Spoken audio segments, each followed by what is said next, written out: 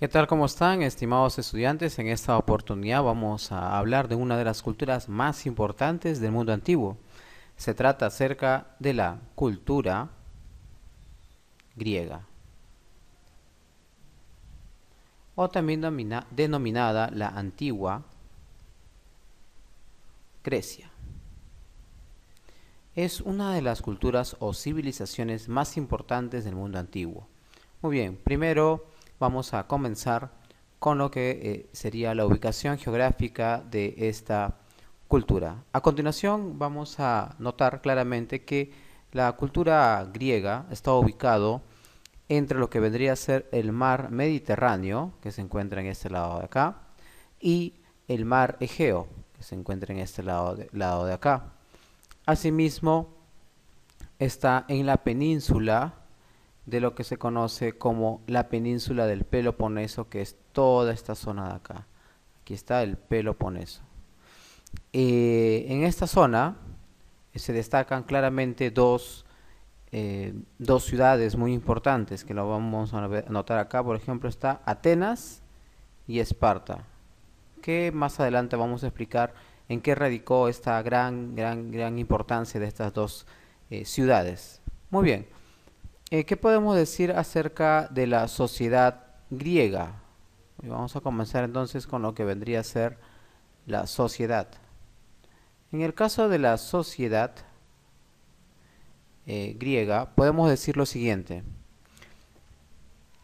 Podemos decir que en la sociedad existieron polis. Estas polis, las polis más importantes, justamente como le había comentado, era Atenas y era Esparta.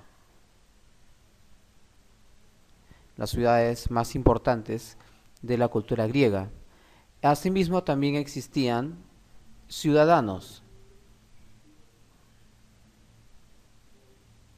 Estos ciudadanos eran los que tenían derechos de votar, eran ciudadanos obviamente de las polis, además eran libres, podían comprar y tenían derecho a la vida en el gobierno, o sea, podían ocupar algún cargo público. Es decir, en pocas palabras, eran hombres libres. Pero ¿qué sucedía? ¿Qué sucedía con el otro grupo? O sea, los no ciudadanos. Los no ciudadanos eran, por ejemplo, considerados básicamente que no tenían derechos. No tenían derechos. En este grupo están las mujeres. Sí, es una sociedad machista. Los esclavos, los extranjeros,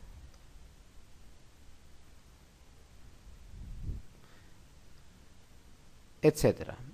También los metecos. Claro, después vamos a explicarles en qué consistía o en qué función cumplían los metecos. Muy bien. Acerca de la civilización griega, podemos comentar también que dentro de lo que vendría a ser su época, la época gloriosa de Grecia, la época,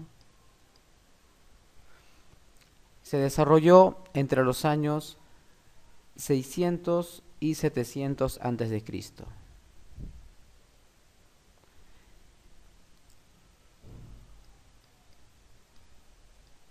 Fue su mejor época. Esta época es denominada la famosa época de la era de, o el siglo de Pericles, mejor dicho.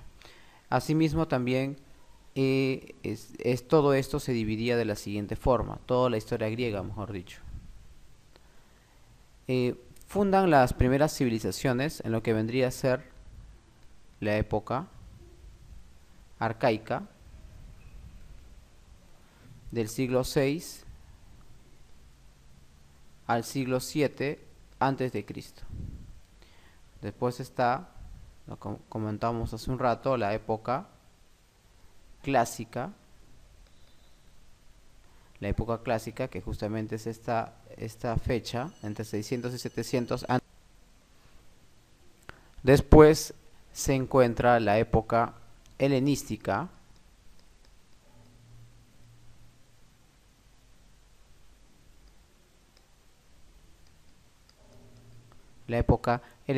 que abarca del siglo III al siglo II antes de Cristo. Muy bien, en este caso, la última época, la época helenística, o sea, esta época de acá, se caracteriza principalmente por las invasiones realizadas,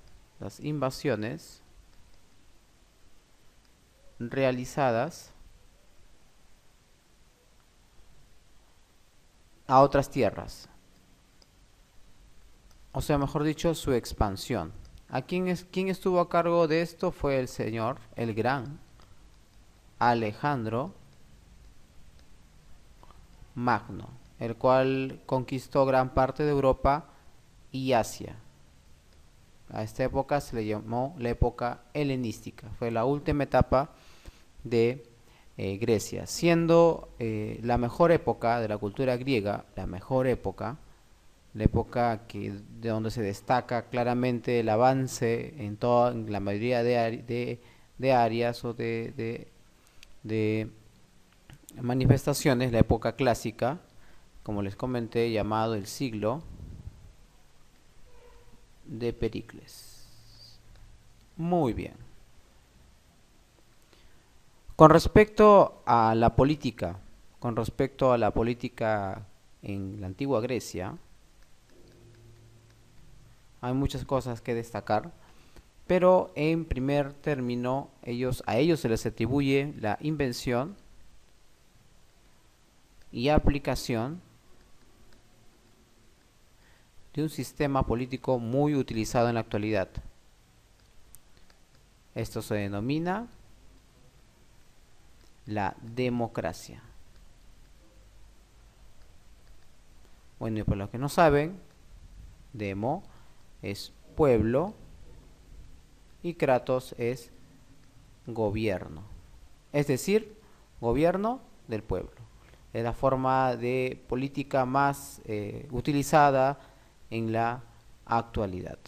Muy bien, tenemos también otros aspectos importantes, como por ejemplo, ahora, para terminar la idea sobre la democracia, también tendría que explicarles que la democracia solamente, en esta democracia ateniense, solo participaban los hombres libres, o mejor dicho, los ciudadanos.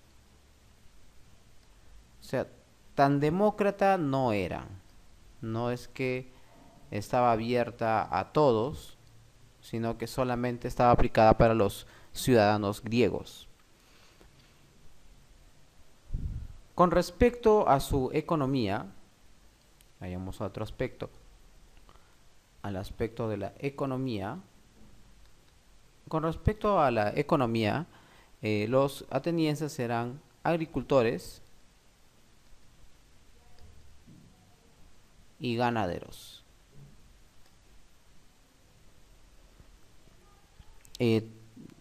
Cultivaron grandes extensiones para su consumo y también para vender. Además, también eran grandes artesanos y, por qué no decirlo, grandes pensadores del mundo antiguo. Era básicamente eso a lo que se dedicaban. Ahora cada polis tenía su forma particular de poder llevar la economía a mejor recaudo. Muy bien, dentro de lo que vendría a ser el periodo clásico, que es lo que estábamos comentando un poco más arriba, la época del periodo clásico,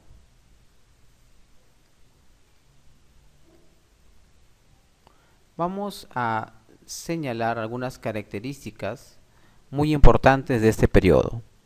Primero vamos a hablar de las ciudades-estado. ¿Qué son las ciudades-estado? Ahora, también eran considerados o denominados como polis. eran ciudades independientes, eran ciudades que tenían su propia forma de gobierno y sus autoridades se manejaban de manera autónoma con respecto a la política y la economía. Algunas características importantes de estas ciudades-estado vendrían a ser, por ejemplo, que mediante la aparición de las polis, en primer lugar, después había rivalidades comerciales, habían rivalidades, sobre todo entre dos polis muy famosas, que eran la de Atenas y la de Esparta, y además hubo una consolidación con respecto al sistema político y económico. Sobre todo en la época de guerra, estas polis se unían para poder pelear. Y aquí viene la famosa historia de la guerra de Troya, que es una historia real y que realmente sucedió en esta parte, en esta etapa de la historia. A ver, vamos a hacer un pequeño cuadro acerca de señalando las características más importantes de cada una de ellas, de las polis más importantes. Muy bien, a ver, tenemos características. ¿Qué puntos vamos a, qué características más vamos a señalar? Vamos a hablar acerca de su ubicación. Vamos a hablar acerca de sus fundadores, porque cada polis tenía su fundador. Vamos a hablar acerca de su dios, su actividad, su sociedad y su organizador. Muy bien. Con respecto a estas características que son muy importantes, vamos a señalar, perdón un ratito, disculpen la forma en la cual estoy dibujando. A ver ahí, no sé si lo ven bien. Muy bien, a ver por acá. Ahí está. Ahí. Ahí.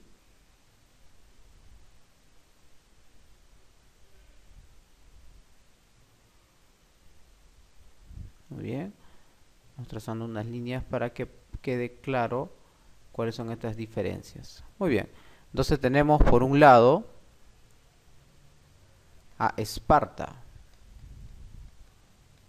Y por otro lado tenemos Atenas. Las ciudades-estado o polis más importantes de la antigua Grecia. Esparta se encuentra en la península del Peloponeso, mientras que Atenas se encuentra en la península de Ática. Para empezar, sus fundadores o pueblos originarios fueron los dorios y en el otro caso fueron los jonios. En el caso de su dios de Esparta era Ares y el otro, Atenas, era Atenea. Con respecto a su actividad, este se dedicaba a la agricultura y los atenienses se dedicaban al comercio. Con respecto a su sociedad, esta era una sociedad aristocrática guerrera, y esta era una sociedad oligárquica, más orientada a las clases sociales. Su gran organizador fue Licurgo y de Atenas fue el gran Dracón y Solón. Muy bien, esas son algunas características de lo que es Esparta y Atenas. Con respecto a su organización social, vamos a ver la organización social de Esparta y Atenas. Bien, organización social. Con respecto a Esparta, estamos ante tres clases sociales. Eran los espartiatas,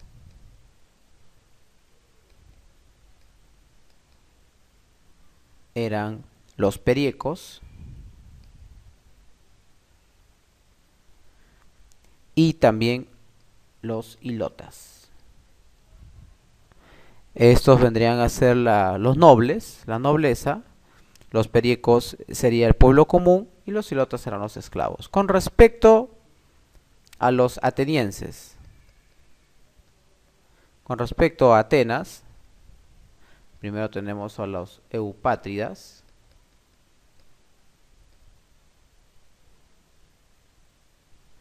Después tenemos a los demiurgos.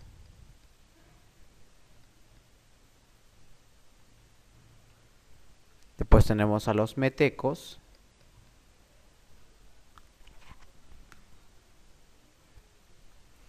Perdón, a los metecos. Y finalmente tenemos a los esclavos. En el caso de los eupátridas, nobles, atenienses. Los demiurgos era el pueblo común. Los metecos eran los extranjeros, y los esclavos, bueno, mano de obra sin derecho, ¿no? Muy obvio quiénes eran los esclavos. Muy bien. Muy bien, con respecto a la organización política, la organización política. Con respecto a la organización política de estas dos ciudades-estado, tenemos por un lado a Esparta,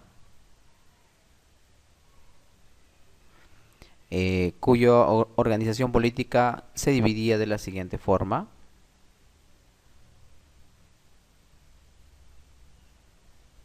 Primero estaba la Jerusía, después que era el poder legislativo, después estaba la Apeya, que era la Asamblea Popular, después estaba la Diarquía, que vendrían a ser dos reyes que gobernaban, o en algunos casos uno. Después están los eforos, que eran supervisores. Muy bien, eso con respecto a Esparta.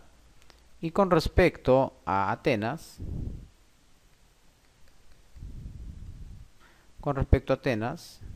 tenemos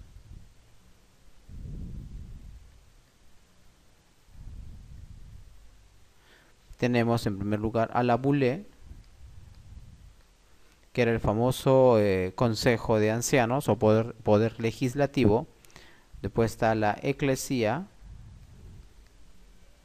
que era la Asamblea Popular. Después estaba el Arcontado.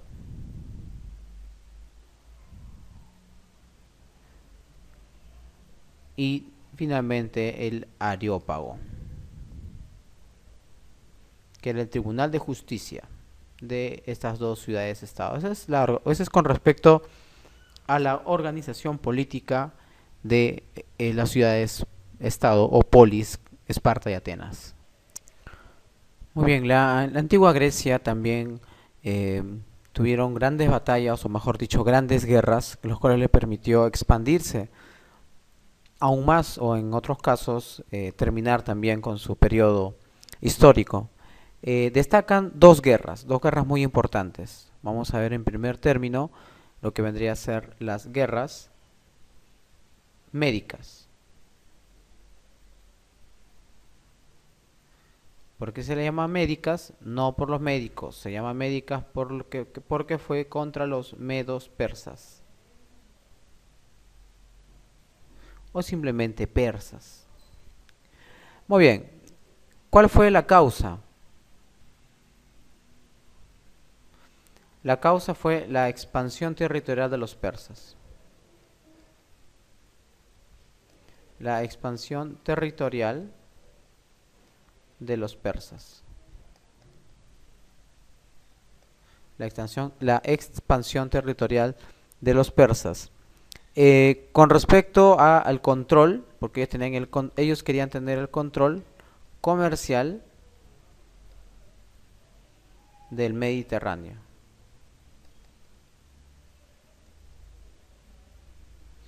Muy bien.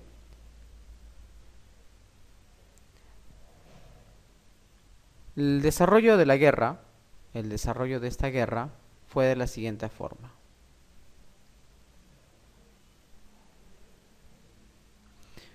Las guerras médicas se dividen en tres etapas. Vamos a desarrollarlo por aquí. Vamos primero. La primera parte o la primera etapa era contra el gran Darío I o el famoso Darío I de la cultura persa. En esta batalla destaca, en esta guerra destaca la batalla de Maratón.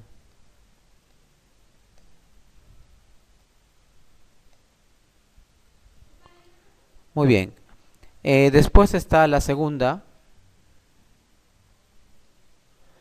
En este es contra el gran Jerjes. El gran Jerjes. Aquí destaca la famosa batalla del Paso de las Termópilas.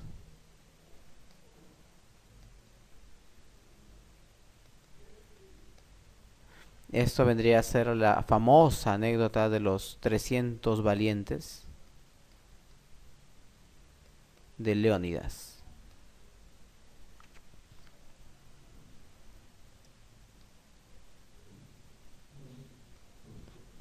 Muy bien. De ahí tenemos, en este caso hubo victorias.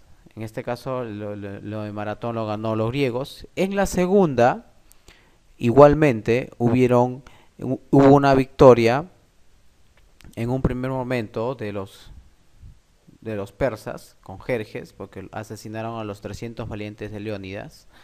Pero después se recuperaron en las batallas de Salamina, Platea y Micala. Finalmente se va a dar la tercera guerra médica, que es contra Artajerjes.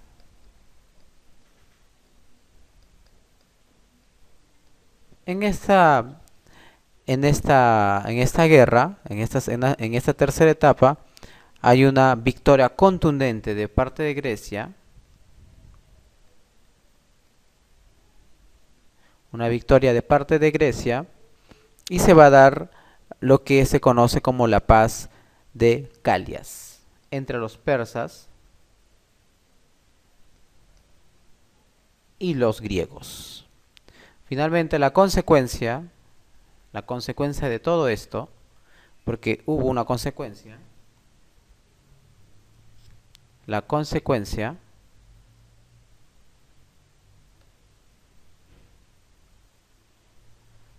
principal fue la supremacía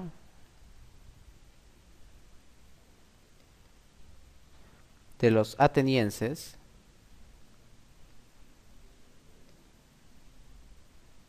en el mundo heleno.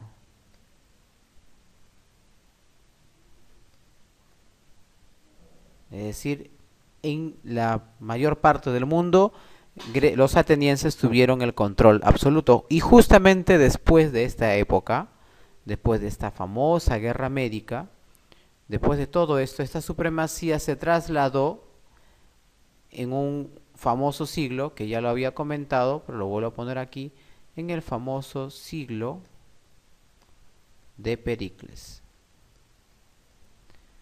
¿Por qué famoso? ¿Por qué importante?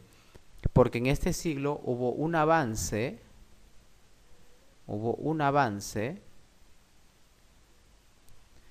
de la ciencia y letras. Extraordinariamente. Se abarcó casi todas las áreas conocidas en la actualidad y es, para muchos historiadores, la base de la civilización occidental. Muy bien, la segunda guerra importante de los griegos fue la famosa guerra, disculpen, la muy famosa guerra del Peloponeso. Esta guerra del Peloponeso, a diferencia de las guerras médicas, no fue con un pueblo extranjero. Vamos a ver. En primer lugar tenemos las causas. La causa es el afán espartano de recuperar la hegemonía perdida.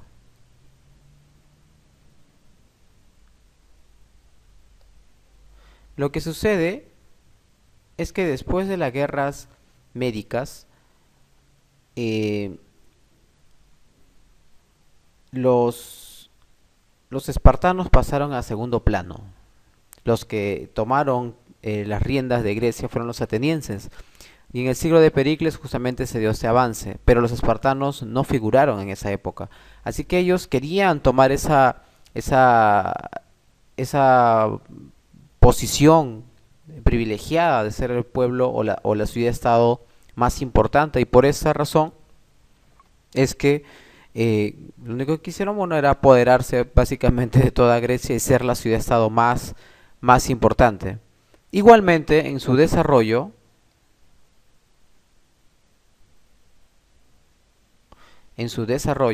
destaca tres etapas. Veamos. Primera etapa es la invasión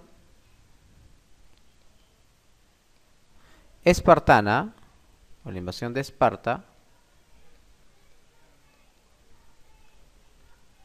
al Ática, a la región ateniense.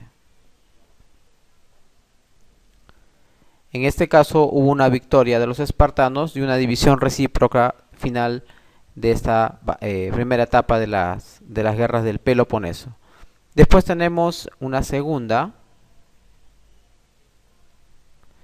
En esta segunda, los atenienses los atenienses vencen, los atenienses vencen, se da las famosas acciones de Cícico en Atenas, y finalmente tenemos la tercera, donde en esta sí se va a dar la famosa batalla de Argonausias y Ejospótamos. Finalmente se va a obtener la victoria espartana. Se obtiene una victoria espartana y la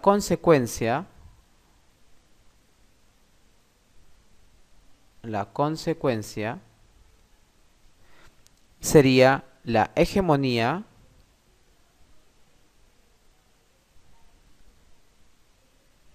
de la Liga del Peloponeso,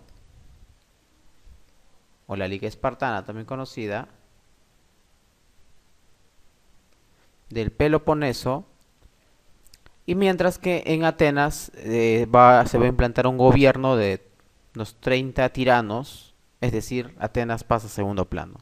La Liga del Peloponeso, dirigida por el pueblo espartano, vence a los atenienses. Lo cual en realidad es malo. Para la historia griega es malo, porque definitivamente los atenienses tenían una mayor preocupación por lo que vendría a ser la ciencia, las letras, etcétera, de lo que es el avance del conocimiento, ¿no? La última etapa de la cultura griega, a la última etapa se le conoce como la etapa de la hegemonía macedónica. La hegemonía macedónica. ¿Por qué se le conoce como hegemonía macedónica? Porque básicamente Macedonia,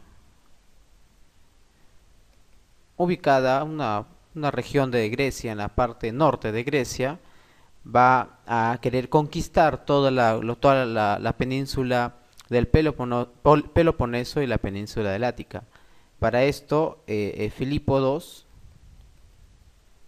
comienza esta expansión y comienza pues a expandirse por toda Grecia.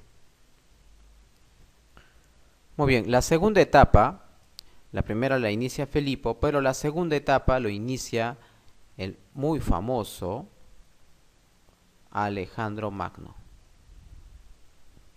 Y Alejandro Magno comenzó su campaña y logró conquistar toda la parte de Europa Asia,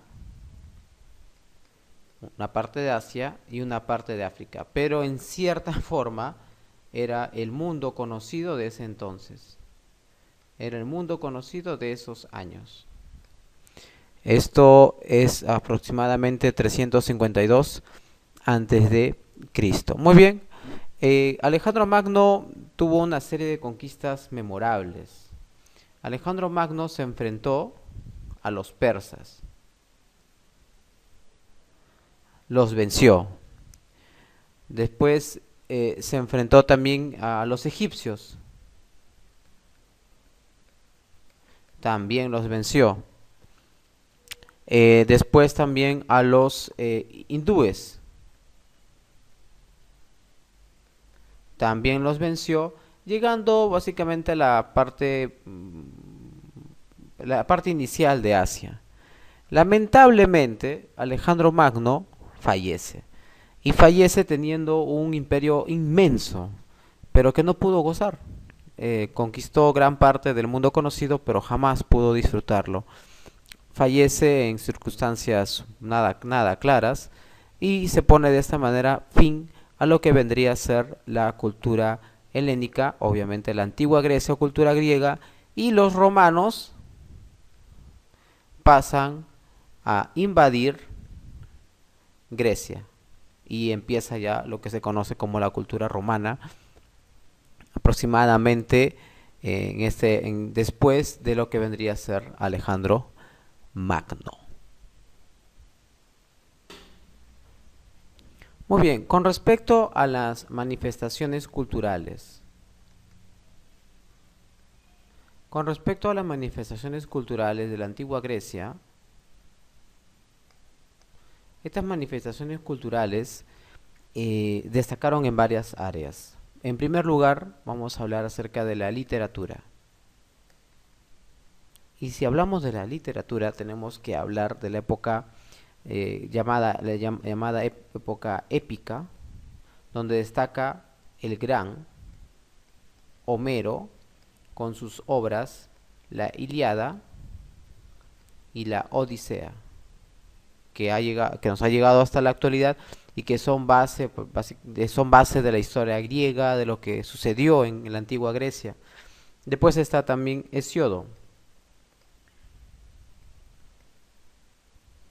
En el caso de Hesíodo, algunas obras importantes, pero no tanta como la producción de Homero, aproximadamente el siglo X antes de Cristo.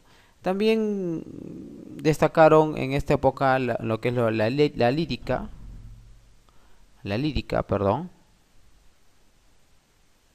la lírica, destacaron en el drama, en la tragedia, mejor dicho, y aquí destaca un gran personaje, Sófocles, que es considerado el padre del teatro. Después también está Eurípides. Después también en historia, destacaron en historia. En el caso de historia, se habla del padre de la historia, el famoso Herodoto.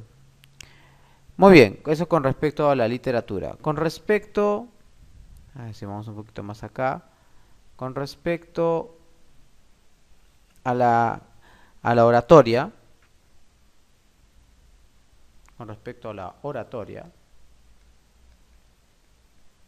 destaca claramente el gran Pericles, del siglo de Pericles, gobernante máximo de Atenas, en el famoso siglo de Pericles, 600 a 700 a.C., siglo V a siglo VI. Muy bien. Después también está Demóstenes.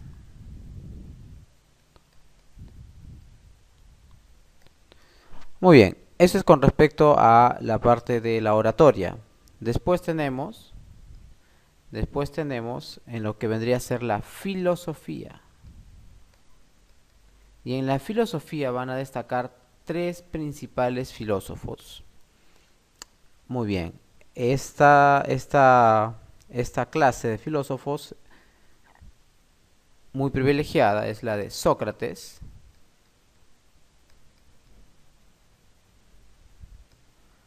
Platón y Aristóteles.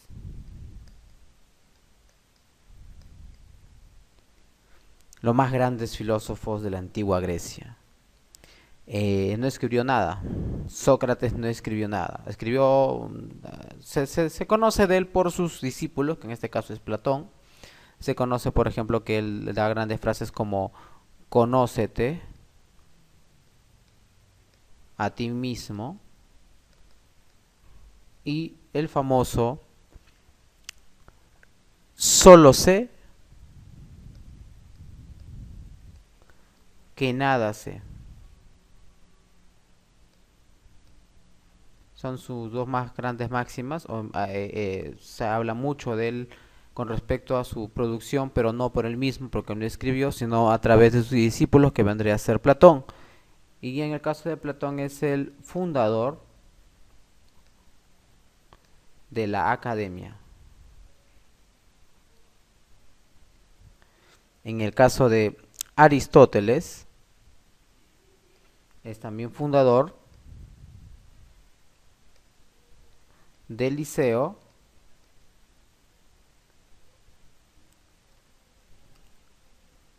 y la lógica.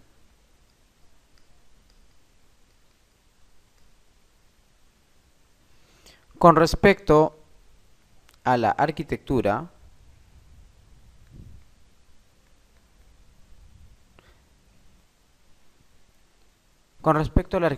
destacan tres tipos de columnas griegas y era de lo más importante en la antigua Grecia. Era la famosa columna dórica o dórico, jónico y corintio. Como ustedes pueden notar, claramente diferenciada por la forma en la cual se construían estas columnas, una más ostentosa o con mayor arreglo que la otra, ¿no? Mientras que esta vendría a ser una común, intermedio, y esto era para la nobleza, ¿no? Era básicamente el tipo de columnas que construían en la antigua Grecia. Ahora, con respecto a las ciencias, también los griegos avanzaron de una forma espectacular. Con respecto a las ciencias, abarcaron grandes innovaciones, grandes adelantos tecnológicos. Tenemos primero a Tales de Mileto, que funda lo que es la geometría, la astronomía. Después está Pitágoras, que es las matemáticas. Euclides, que es el padre de la geometría. Hipócrates, que es el padre de la medicina. Erastóstenes,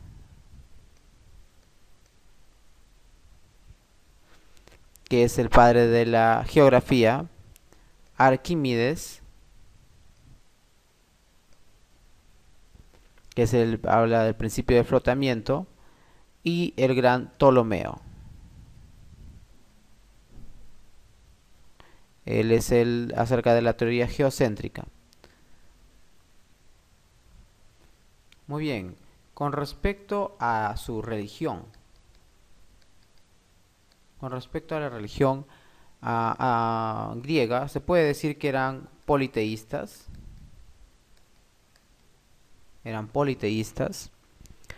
Además, sus dioses eran antropomorfos, dioses antropomorfos, o mejor dicho, con forma humana, en apariencia y en carácter. Asimismo, también daban un énfasis a la inmortalidad.